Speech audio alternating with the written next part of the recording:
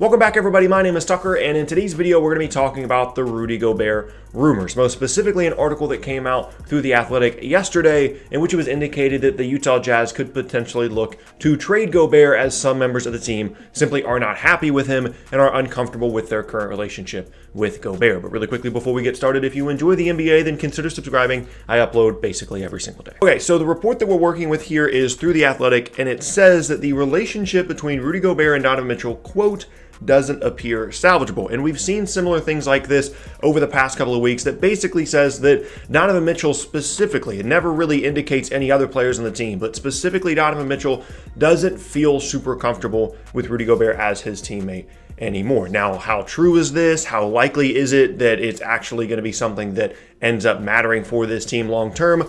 That's all speculation, and I don't really want to get into that part. I really want to get into the basketball part. The only thing that I will say is that if Donovan Mitchell is legitimately uncomfortable and doesn't want Rudy Gobert to be his teammate anymore, then that's something that the team is going to look into. Whether they're going to do it or not, I don't know, but it's the very least going to be brought to their attention, and they're going to look into either attempting to salvage the relationship or potentially just move on from Gobert altogether. Okay, so let's talk about logistics here. The first thing that's worth mentioning is the fact that Rudy Gobert is a 2021 free agent. We're working obviously with his contract for next season, so he is essentially an expiring contract at this point because we have no idea what's going to happen with this current NBA season. He makes around $25 million a year, and there's a couple of things here. Obviously, a team that is making a move for Gobert does so with the assumption that they're going to have to re-sign him to a new deal if they want to retain him beyond the summer of 2021. And the other part of this is his current salary of around $25 million could be relatively difficult for certain teams to trade for because there's not a lot of middling salaries that can kind of make that work. So already you can see that there are two pretty significant obstacles here to a potential Gobert trade. There's also the issue of what his value would potentially be, and there's a lot of different aspects to this. The first is that NBA teams typically don't want to give up a ton of value, whether it be in a trade or sign a huge money deal for a center. There's this idea around the league, and it's true for the most part, that if a guy isn't like a premier offensive talent, like a Joel Embiid or a Nikola Jokic, you can get like 80% of what someone like Rudy Gobert does for about 40% of the price. So typically teams are not willing to make big moves via trade or hand out big contracts to players with a similar skill set to Gobert. Now, he could be an outlier because he is so good defensively, arguably the best rim protecting big man in the entire league, and at least a solid offensive player, not going to be anything too flashy, a good rim roller guy that can finish inside and work, well in the offensive glass. But that is definitely going to be a sticking point here, is how much value does Gobert have via a trade compared to the value that he has to the Jazz? So the value that he has to the Jazz is that when he's on the floor, they're a really good defensive team, and he's been one of the better defensive bigs in the entire league, a defensive player of the year caliber guy when he is fully healthy.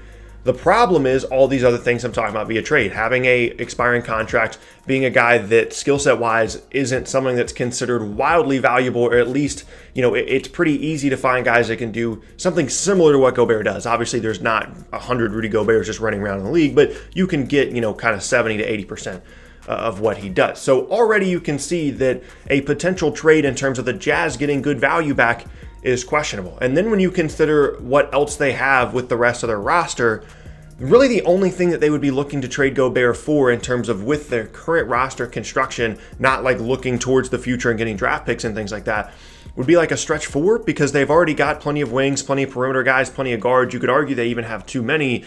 And so unless they're swapping Gobert for another five, which wouldn't really make any sense unless the relationship is just that bad between him and Mitchell, it doesn't seem like a trade would be all that likely here. Now, on the other hand, if you're a team that is looking for a five-man that can do the things that Rudy Gobert can do, he is still 27 years old, and yes, you're going to have to sign him to a new contract, and depending on your valuation of his skill set, it could potentially be an overpay in the summer of 2021 because he's going to be looking for a pretty significant contract, at least worth as much as the previous one that he signed, depending on where the salary cap lands and everything once the new year starts.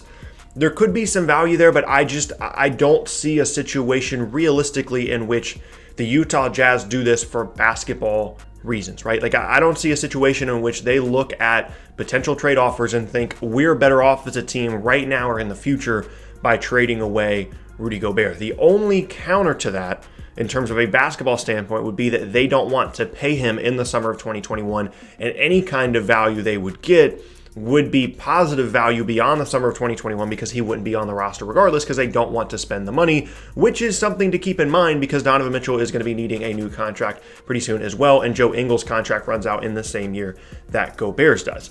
Now, the other side of this is that this could be a move that is made for non-basketball reasons. It could simply be a situation where Donovan Mitchell says, I'm not going to be happy in Utah if Rudy Gobert is still here. Now, I don't know if things are going to get that dramatic. I don't know if that's realistically, something that could actually happen. But that's really the only scenario in which I see the Jazz actually making this move. I would imagine that because of the way their team is structured, because of how much they relied on Rudy Gobert in the past, even though, yes, he's had postseason struggles against some of the better spacing teams in the league over the last couple of seasons, and maybe you could view him as a postseason liability against some opponents, I would imagine that they're going to want to keep this guy, even, the summer of 2021 and beyond. And the only reason they would make a move like this is if Donovan Mitchell went to the front office and said, hey, I don't want to play with this guy anymore. And then maybe they would start to consider it. And so with that in mind, if that is the case, what teams could there potentially be a trade in the works for? Well, honestly, there's not a ton of options, and it's a little bit difficult to do like a trade machine type thing with this, which is what I wanted to do today. But when you're working with like next year's contracts, it's a little bit difficult to kind of work the trade machines and stuff like that. But just kind of spitballing a couple of teams that could possibly be in the market. The Boston Celtics are always mentioned as a team that needs help with the 5 spot. They've got Daniel Tice, they've got Enes Kanter for this season. Kanter will be a free agent this offseason. But beyond that, they could definitely be looking for an upgrade at the 5. The problem is, as always with the Celtics, when they're looking to trade for guys with bigger salaries, they don't really have the salaries to match unless they're trading Marcus Smart, which they're not going to do for someone like Rudy Gobert, or Gordon Hayward, who makes $7 million more than Rudy Gobert, has an option for this summer as well, and it's unlikely they would trade him back to Utah. So that probably, in my opinion, isn't an option unless their stance on trading Gordon Hayward is much different than what I think that it is. Other teams potentially, maybe Portland, maybe Yusuf Nurkic isn't going to come back fully healthy, and they make a move there with some of their expiring contracts that they have for next season. Maybe a team like the Sacramento Kings wants a little bit more stability at the 5 spot, wants to bring in a veteran presence. There's a possibility there. But really, when you go around the league and you look at it, and you consider the salary, you consider the 2021 free agency stuff, you consider everything going on, I find it unlikely that Rudy Gobert would end up being moved for anything remotely close to significant value, and it would just be a situation where things got so bad in Utah that they decided to move on from him. Now, in a scenario in which things went so poorly that the Jazz just had to get rid of Rudy Gobert, and if you wanted me to really come up with a trade, maybe this could be one. Maybe the Dallas Mavericks see Rudy Gobert as their missing piece defensively. They go with this Twin Towers type thing with him and Kristaps Porzingis in the front court, and they get Gobert in exchange for Tim Hardaway Jr.'s expiring contract for next season, Maxi Kleber, so that the Jazz are getting some kind of front court spacing and on-court value in return, and 2 second-round picks, and then the Jazz go out in free agency and sign another big man, and then they've got all this spacing and shooting in addition to a replacement big, and then they move forward without Rudy Gobert from there. This is not a likely scenario, but if you're going to force me to come up with a trade,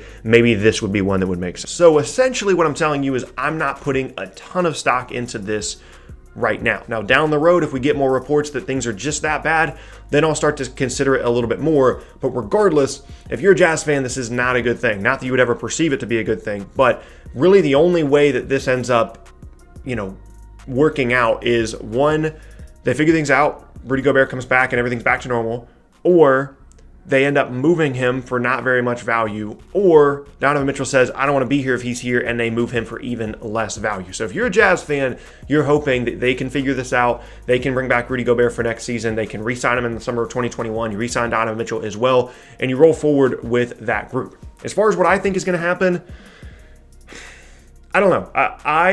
I'm skeptical on this idea of Gobert being traded, but I wouldn't be surprised if this friction between these two guys is a continued storyline around this team, and it could possibly get a little bit more dramatic than this. Eventually, I do think that they'll smooth it out and Gobert will remain in Utah, just because from a basketball standpoint, it doesn't make any sense to move on from him. But we'll just kind of have to see what happens at the end of the day with these Rudy Gobert trade rumors. And yeah, there you have it. That is going to be the end of today's video, and I thank you all very much for watching. Once again, my name is Tucker. If you missed any of my previous videos, then be sure to check out the boxes on screen. Thanks again, and I'll see you all next time.